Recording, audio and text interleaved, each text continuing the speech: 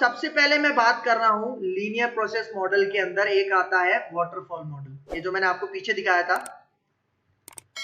सबसे पहले कौन सी कैटेगरी में हम, लीनियर प्रोसेस मॉडल, और इसका पहला कौन सा मैं फॉलो कर रहा हूं, वाटरफॉल मॉडल। ठीक है, तो वाटरफॉल मॉडल क्या हो रहा है इसको देखना। देखो, waterfall model suggest a systematic sequential approach to software development. मतलब एक तो वाटरफॉल मॉडल अगर मैं फॉलो करूंगा तो वाटरफॉल मॉडल हमें क्या सजेस्ट करता है कि एक तो सिस्टमैटिक तरीके से हम सारी डेवलपमेंट करते हैं, और सीक्वेंशियल मतलब वही बात कि पहले एक फेज आएगा उसको कंप्लीट करूंगा, फिर दूसरे पे जाऊंगा, दूसरा होगा फिर तीसरे पे जाऊंगा, मतलब टॉप टू डाउन चलूंगा, लीनियर तरीके से चलूंगा। ठीक है, अब देखो इसमें फेजेस कौन से हैं, system information engineering and modelling. ठीक है, पहला कौन सा होता है, यूजर स्पेसिफिकेशन, मतलब जो आपके सॉफ्टवेयर की रिक्वायरमेंट है वो आप पहले स्टेप में लेते हो। मतलब देखो इन्होंने थोड़ा सा यहाँ पे वर्डिंग चेंज की हुई है, यहाँ पे क्या लिखा हुआ है, system information engineering and modelling. मतलब सिस्टम की रिक्वायरमेंट क्या है, उसकी आपके पास इंफॉर्मेशन क्या है, मतलब यूजर जो सिस्टम बनवाना चाह रहा है उसकी रिक्वायरमेंट्स क्या है। ठीक है, वो आ जाता है आपका पहला स्टेप। ठीक है, मतलब पहले स्टेप में क्या बता रहा है कि आपने रिक्वायरमेंट्स गैदर करनी है, जो भी आप सिस्टम बनाना चाह रहे हो उसकी रिक्वायरमेंट्स गैदर करनी है। ठीक है, सॉफ्टवेयर की रिक्वायरमेंट्स गैदर करनी है। फिर सेकंड स्टेप, उन रिक्वायरमेंट्स के ऊपर एनालिसिस करना है, तज्जिया करना है। ठीक है, आपके पास देखो फर्स्ट स्टेप में तो आपको सारी रिक्वायरमेंट्स मिल जाएंगी, दूसरे में आप उसके ऊपर एनालिसिस करोगे। एनालिसिस मतलब कि किस तरह से इसको बनाया जाएगा, कौन कौन सी प्रॉब्लम्स आ सकती है इसको बनाने में, ये सारी चीजें एनालिसिस में आती हैं। फिर आप अपने सॉफ्टवेयर को डिजाइन करते हो, मतलब वो जो स्टार्टिंग का पोर्शन है ना, कि आप जो थोड़ा सा पार्ट डिजाइन करते हो, ठीक है, वो आ जाता है सॉफ्टवेयर डिजाइन में। फिर जब आप अपना डिजाइन कंप्लीट कर लेते हो वो आ जाता है डिटेल डिजाइन में।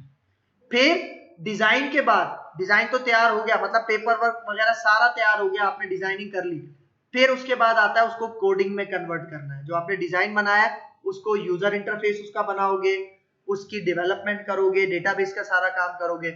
फिर आ जाती है टेस्टिंग, टेस्टिंग करोगे कि वो जो आपने सॉफ्टवेयर बनाया वो बिल्कुल सही चल रहा है। फिर आ जाती है इंटीग्रेशन। अब देखो मैं एक वर्ड यूज कर रहा हूं डिप्लॉयमेंट, मतलब जब मेरा प्रोडक्ट तैयार हो जाता है तब मैं अपने क्लाइंट के मशीन पे जाके डिप्लॉय करता हूं। तो देखो डिप्लॉयमेंट के लिए कुछ वर्ड यूज होते हैं, इंटीग्रेशन का मतलब भी डिप्लॉयमेंट है, मतलब डिप्लॉय करना, इंटीग्रेट करना, इंटीग्रेट करना, कन्वर्ट करना, कन्वर्जन, ये सारी चीजें आपके पास डिप्लॉयमेंट की हैं, मतलब अलग अलग नाम है। ठीक है, फिर जब आप डिप्लॉय कर लेते हो एंड में क्या आ जाता है आपके पास, मेंटेनेंस। मतलब डिप्लॉय हो गया, यूजर उसको यूज कर रहे हैं, यूजर यूज करने के बाद कोई बग्स निकाल रहे हैं, तो फिर आपके पास आता है मेंटेनेंस का पार्ट। ठीक है, अब देखो waterfall model, waterfall model is also called linear sequential model. मतलब ये लीनियर सीक्वेंशियल मॉडल है ना, ठीक है, इसको वाटरफॉल मॉडल को लीनियर सीक्वेंशियल मॉडल कहा जाता है। क्यों कहा जाता है, क्योंकि ये लीनियरली चलता है, टॉप टू डाउन चलता है, टॉप टू बॉटम अप्रोच चलता है। ठीक है, मतलब मैं ऐसा नहीं कर सकता कि बॉटम टू टॉप चला लूं, नहीं, ऐसा नहीं होगा।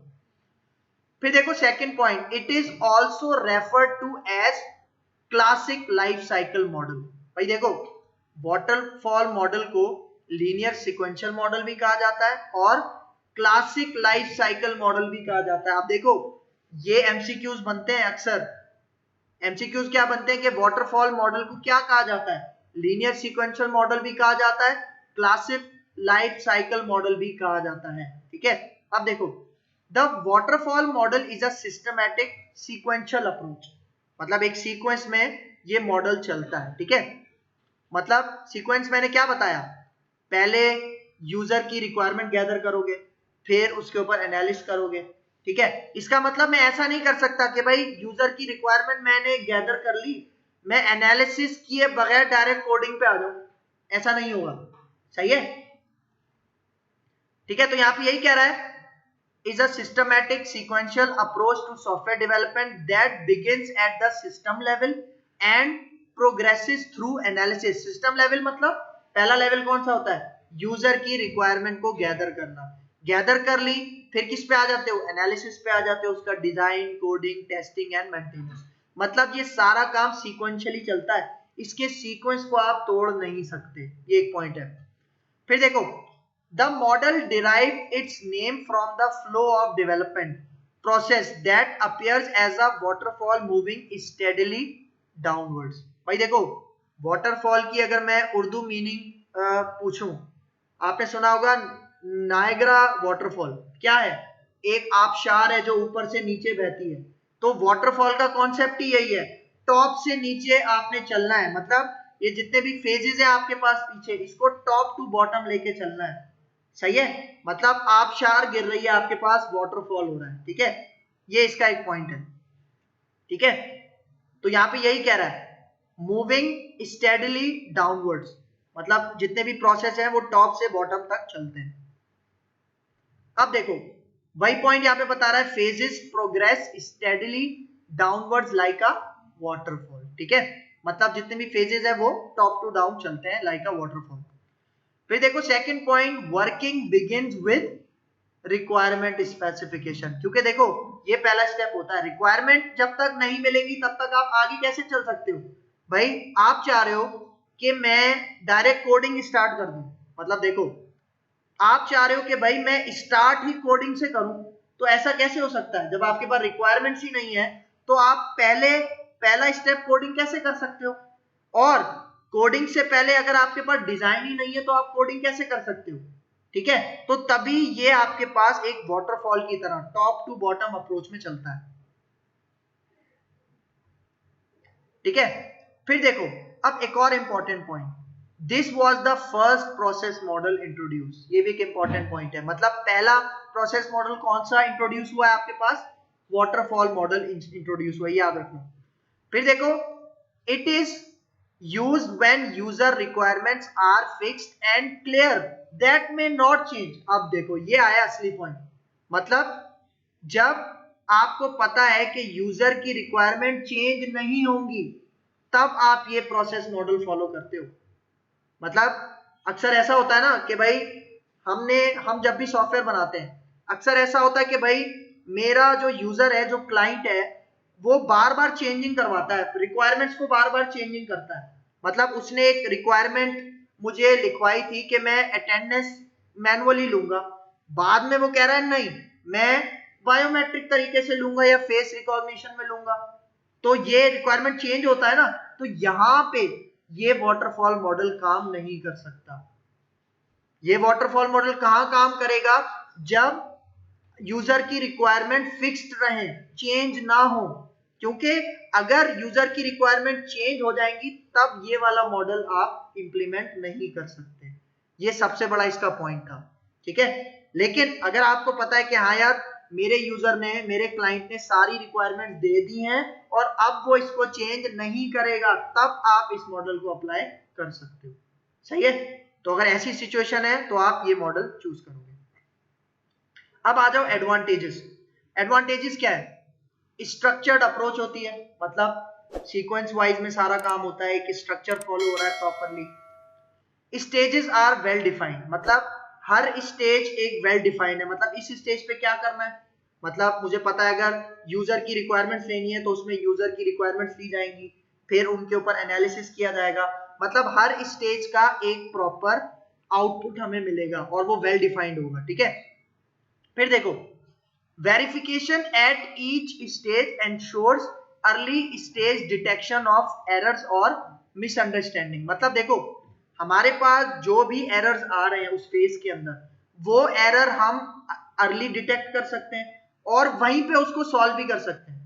ठीक है, मतलब अगर मेरे पास इस फेज में एरर आ रहा है तो जब तक वो एरर सॉल्व नहीं होगा तब तक मैं अगले फेज पे नहीं जा सकता। ये सबसे बड़ा इसका पॉइंट है।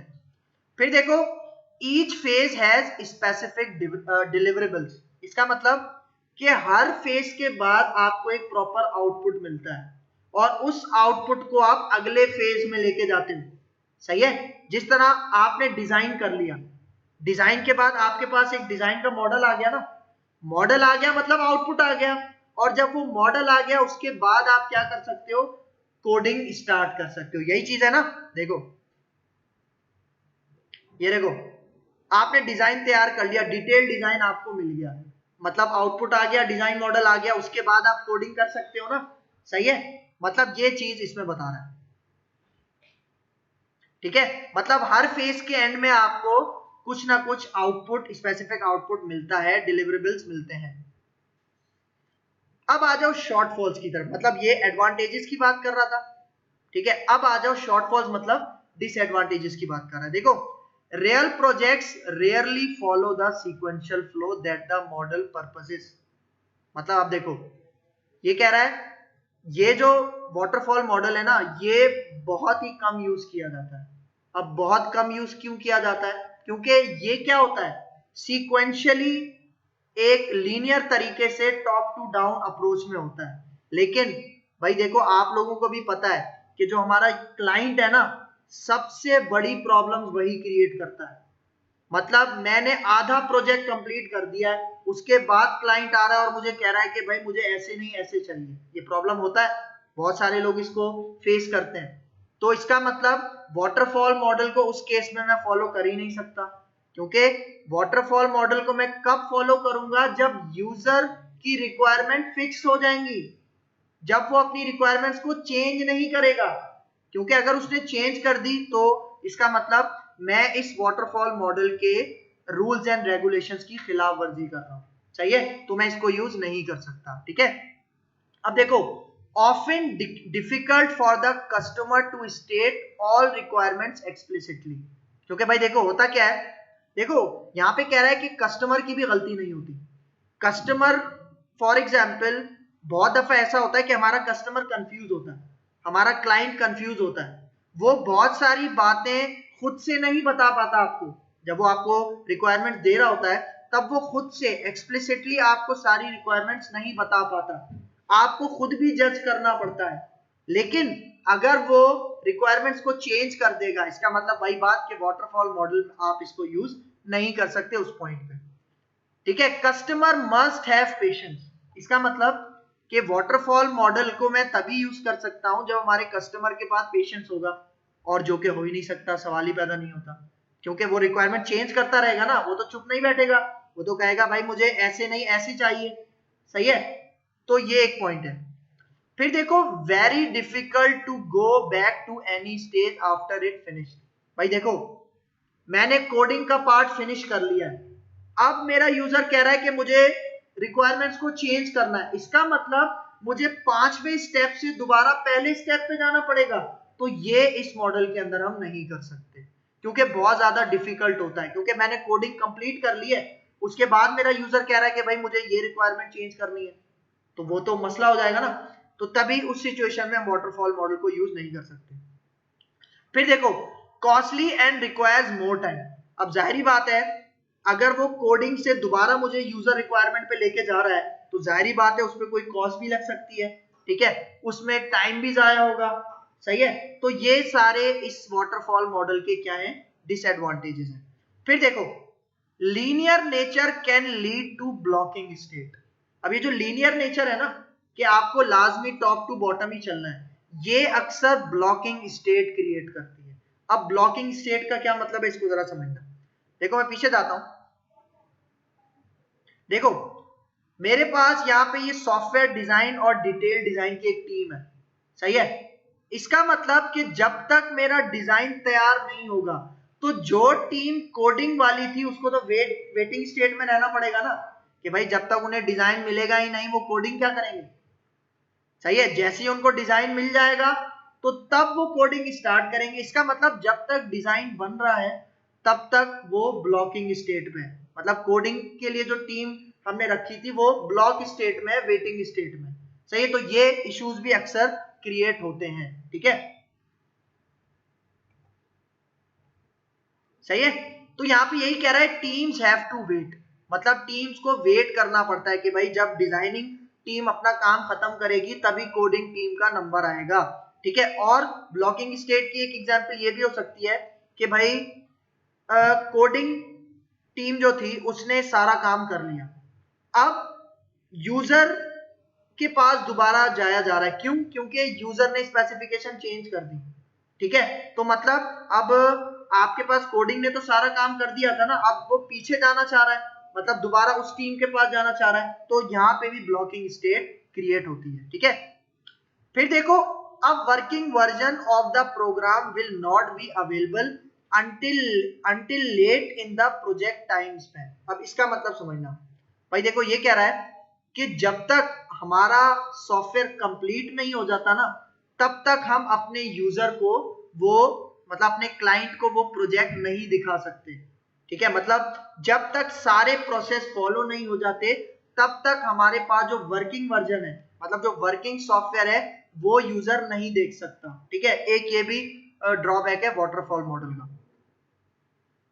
ठीक है, फिर देखो क्या कह रहा है, this model assumes that all the specifications are provided at the beginning.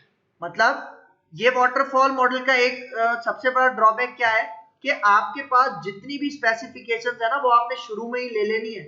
ऐसा नहीं है कि आधा काम हो चुका है, 50% आपका सॉफ्टवेयर क्रिएट हो चुका है, उसके बाद कोई स्पेसिफिकेशन आ रही है यूजर की तरफ से, तो ये भी नहीं होना चाहिए।